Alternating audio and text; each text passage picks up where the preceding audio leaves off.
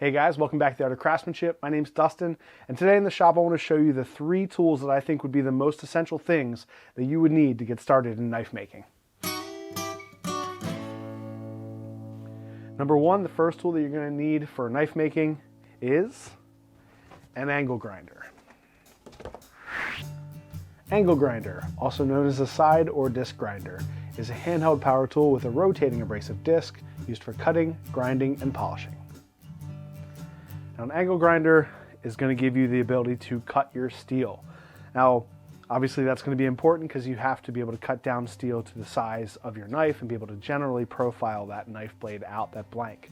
With steels, I would suggest that you get something known. You can buy bars of 1084 or 1095 or 01 or 80 CRV2. These are all well-known steels and they're relatively easy to heat treat.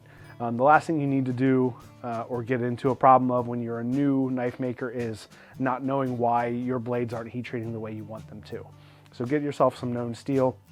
It'll save you a ton of time and headache, and it's also relatively inexpensive. You can buy a piece of steel for $20 or $30 and it'll give you the ability to make 5 or 6 knives. Perfect.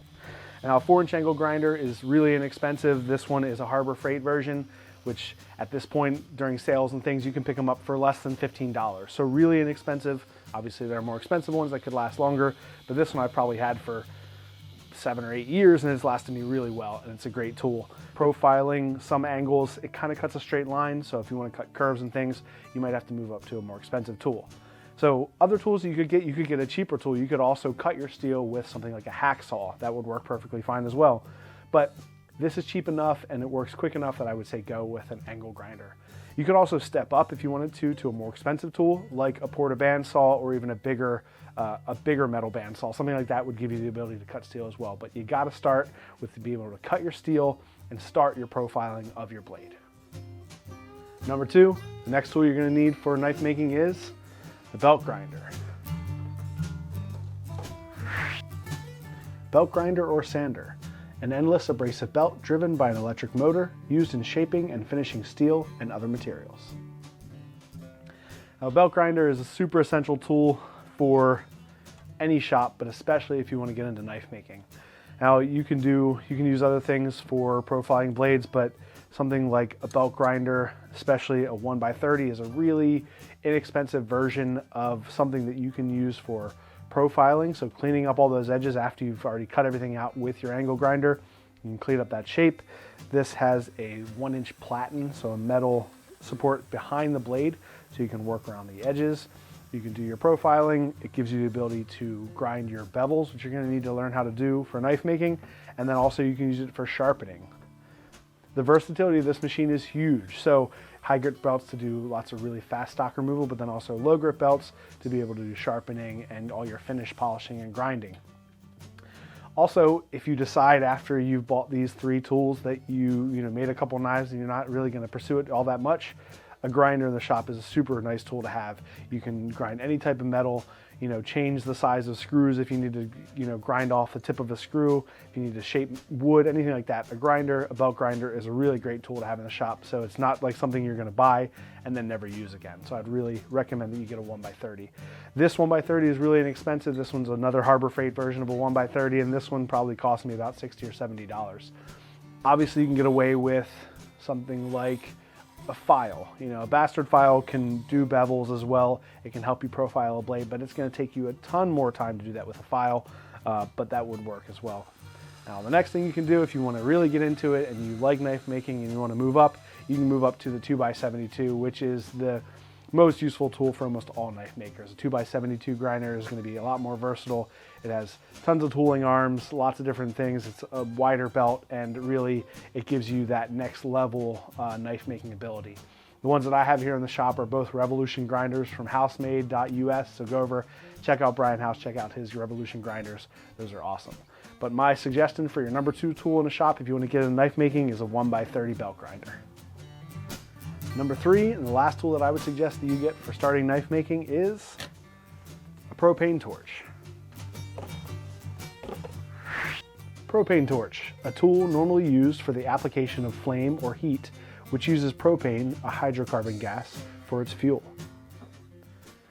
Now, a propane torch like this is a handheld propane torch. It comes with lots of different types of propane bottles. You can get different types of heads, but this gives you the ability to heat up your steel and do your heat treat. Now, you can do knife making without doing heat treat. You can use old saw blades or files, but those things already have been heat treated and they're already hard. So you can do that with knife making, but really if you want to get into knife making and you want to try it for real, you want to learn how to heat treat your blades. And that's why I suggest that you get known steel like 1084 and 1095, because the heat treating process of those is well documented. There's lots of people out there that you can watch and read about and see the process.